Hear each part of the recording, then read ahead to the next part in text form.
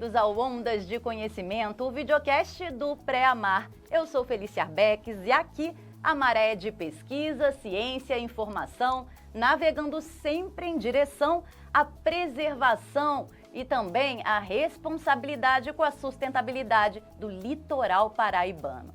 E no episódio de hoje, vamos falar sobre duas áreas importantíssimas no Pré-Amar, a educação ambiental e a socioeconômica. E para esta conversa, eu estou na companhia de Eda Oliveira, responsável pela área de educação ambiental no Pré-Amar, e Gustavo Baez, responsável pela área socioeconômica do Pré-Amar. Começo lembrando que estamos vivendo a década do oceano. Não sabe o que é? Calma que eu vou explicar. Esse período foi proclamado pela ONU. Começou em 2021 e vai até 2030, ou seja, temos aí 6 anos pela frente. É um chamado global e urgente de atenção aos oceanos. E essa década envolve tudo: investimento em soluções inovadoras, pesquisas, ciência e, principalmente, conscientizar a população sobre a importância do oceano em nossas vidas, para mudar o olhar em relação a este assunto, mudar principalmente o seu olhar.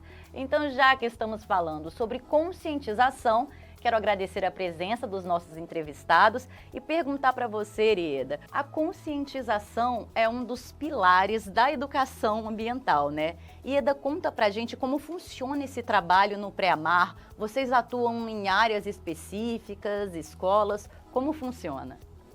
A conscientização ambiental é sim uma das frentes de ação do Pré-Amar, mas a gente não lida só com a conscientização quando a gente fala que envolve a questão mais racional, de informação, né, da tomada de conhecimento. A gente procura trabalhar mais no contexto da sensibilização ambiental, que é realmente tratar dessa dimensão sensível, né, para que as pessoas estejam sensibilizadas com o que acontece no seu entorno, no seu território, e assim acaba sendo algo mais profundo para a mudança de comportamento, para o engajamento coletivo na busca das soluções ambientais. A educação ambiental, inclusive, está garantida na Constituição. E eu já percebi que no trabalho de vocês atuam muito com a criatividade, né? Tudo muito didático, dinâmico. Fala um pouquinho pra gente, vocês planejam antes, como que é? Vou puxar um gancho pelo que você falou da questão da educação ambiental, que ela é tratada assim, de forma transdisciplinar, né? Integrando várias áreas do conhecimento, e a gente tem a sorte de ter uma equipe de educação ambiental interdisciplinar. A gente consegue trazer diversos olhares. Na nossa equipe nós temos oceanógrafos, biólogos, pedagogos também, então a gente consegue linkar, e por isso a criatividade é um ponto tão forte. E além da criatividade, a gente tem também parcerias com 2 laboratórios de inovação do IFPB, que são o LARA, que é o Laboratório de Realidade Virtual e Avançado, e o Lampião Maker. Então, com essa combinação de fatores, a gente consegue fazer bastante atividades criativas e pedagógicas. Eu vi que vocês montam painéis didáticos, tudo muito lúdico e que dá para o pessoal absorver a informação. A gente buscou trazer de forma interativa, né? Algumas peças desse painel são peças que as pessoas podem realocar ali, e esse painel, ele trata de todas as temáticas do Pré-Amar, né? Desde a conservação da biodiversidade, as funções ecossistêmicas dos recifes artificiais, também a restauração ecológica dos corais. E quem não teve a oportunidade de ver ainda esses painéis, quando tiver a oportunidade num próximo evento, vai ver que cada símbolo ali também foi pensado para que a gente trouxesse também reflexões críticas e também representatividade, porque as peças foram cuidadosamente pensadas para que tivessem texturas, para alcançar também a acessibilidade, e também na questão de inclusão, né?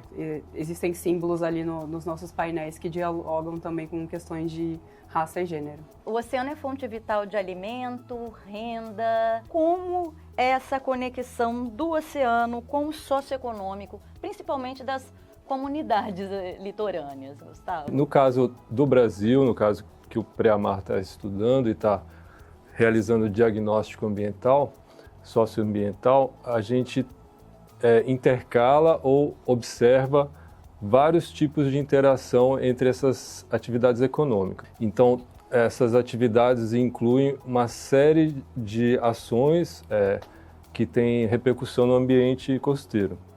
Então, basicamente, o Preamar vai procurar observar atividades econômicas, atividades das comunidades tradicionais, que são populações diretamente relacionadas com o ambiente, e outras atividades que são realizadas na costa. A gente sabe que tem a ver principalmente com turismo e especulação imobiliária, que impactam diretamente esse ambiente. Então, na verdade, o Preamar está tentando fazer um retrato, uma foto de todas essas atividades socioeconômicas e como que elas impactam a região. Por exemplo, vamos dar um exemplo assim, da pesca, né? A fonte de renda também chama atenção para a diversidade relacionada ao turismo, mas é preciso uma atenção também. E aí, como o socioeconômico entra tanto nessa observação como nessa orientação dessa área, por exemplo? Sim, a observação da pesca nas suas modalidades variadas, né, é uma preocupação do Preamar. A gente está dando uma ênfase especial na análise da pesca artesanal, porque a atividade é mais desenvolvida na costa paraibana. A pesca de outras modalidades, como a pesca industrial, não está incluída nesse campo de pesquisa. As ações do Preamar também vão procurar investigar a quantidade e a qualidade da pesca que está sendo realizada, especialmente a pesca artesanal, para saber qual é o impacto ou quais são os impactos que estão sendo causados pela atividade. Em especial, a gente está fazendo o levantamento da produção pesqueira na costa paraibana, que é uma atividade inédita pelo recorte e pelas comunidades que estão sendo estudadas. A atividade da pesca, dentro do contexto de estudos do Preamar, é bastante importante porque a gente está falando de uma atividade que é por excelência realizada na faixa costeira e na plataforma continental, e que envolve um grupo, uma população humana bastante significativa, que é a categoria de pescadores artesanais, né? Gustavo, quando você diz pescadores artesanais, traduz para a gente, porque talvez muita gente em casa possa não entender. Os pescadores artesanais, eles são os trabalhadores do mar que utilizam a mão de obra de forma mais artesanal, né? Eles não são pessoas que estão vinculadas a empresas, grandes empresas de pesca. Pelo contrário, eles praticam a pesca no formato mais chamado de tradicional e com pequenas embarcações, com trabalho coletivo, mão de obra familiar envolvida. Por exemplo, na área dos Seixas ali, aquela área dos pescadores, é uma área de pesca artesanal. Sim, a região dos Seixas, mais especificamente a Penha, o bairro da Penha, que é o bairro vizinho aos Seixas, é um território tradicional de pesca artesanal, né? E, aliás, é um dos poucos territórios reconhecidos no estado da Paraíba, com documentação já proclamada, né? Então, ali é uma área de pesca tradicional que já vem recebendo atenção, estudos e acompanhamento há algumas décadas. A gente tem acompanhado bastante o debate sobre uso e ocupação do solo naquela região e a especulação imobiliária que tem, infelizmente, pressionado muitas comunidades a deixar a faixa costeira. Apesar da legalização do território, a gente ainda tem bastante questão socioeconômica e política envolvida na organização e na permanência dessas comunidades na costa. É uma equipe, né? Fala um pouquinho da sua equipe. Sim. Cada um atua numa área, vocês juntam conhecimento. Sim. A equipe do meio socioeconômico no Preamar, ela é formada basicamente por 5 linhas de pesquisa que estão distribuídas em áreas do conhecimento próximas e que vão dialogar justamente com esses aspectos sociais, econômicos, culturais e ambientais que existem na costa paraibana. Então a gente tem basicamente a frente de arqueologia, a frente de antropologia, estudos da produção pesqueira e na frente de estudos da arte da pesca. Depois, posteriormente, a gente tem a frente de turismo, que também vai abordar as atividades econômicas no litoral. E esse conjunto de pesquisas, ele procura levantar justamente todas as atividades sociais, econômicas e socioambientais que estão sendo desenvolvidas na costa da Paraíba. Há também uma troca de saberes entre os moradores do local, os pesquisadores, os cientistas. Há também essa orientação conjunta. Queria saber de vocês a experiência de como é trabalhar e atuar em regiões, por exemplo, como Baía da Traição, que mais de 80% da população é indígena. Essa pergunta pode ser para os dois, né? Porque pode ir para as duas áreas.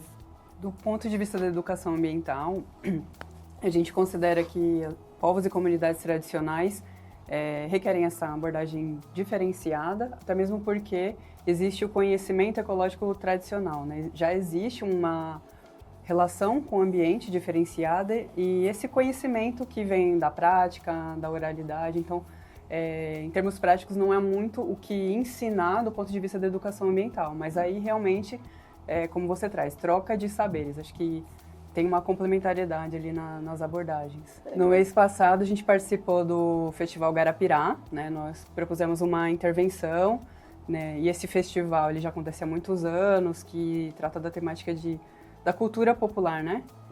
Roda de ciranda e coco de roda.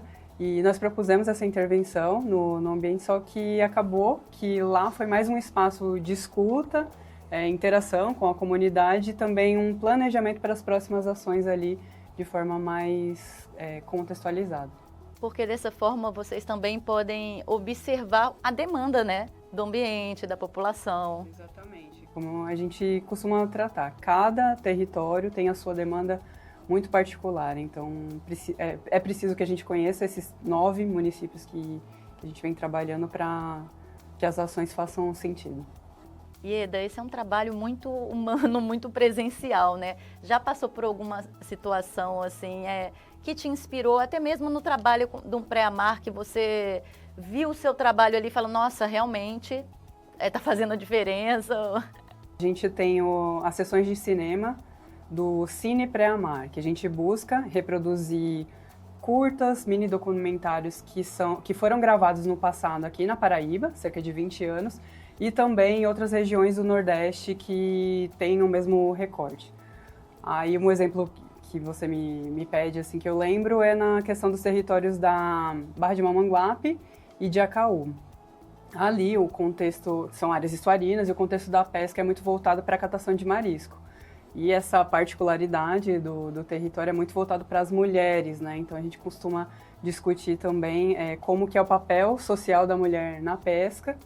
E foi interessante que em alguns desses momentos algumas líderes comunitárias reconheceram pessoas ali que participaram das gravações. Essas lideranças trouxeram debates interessantes sobre a própria militância, né, do movimento das mulheres e também, não só aqui na Paraíba, mas como em outras regiões do Nordeste, também como que os grandes empreendimentos e o turismo predatório acabam impactando essas comunidades e o próprio modo de vida tradicional. Bem, a educação ambiental e o meio socioeconômico estão sempre aliados, né? Sim, a gente tem bastante interação com as práticas e com os campos de conhecimento que envolvem educação ambiental.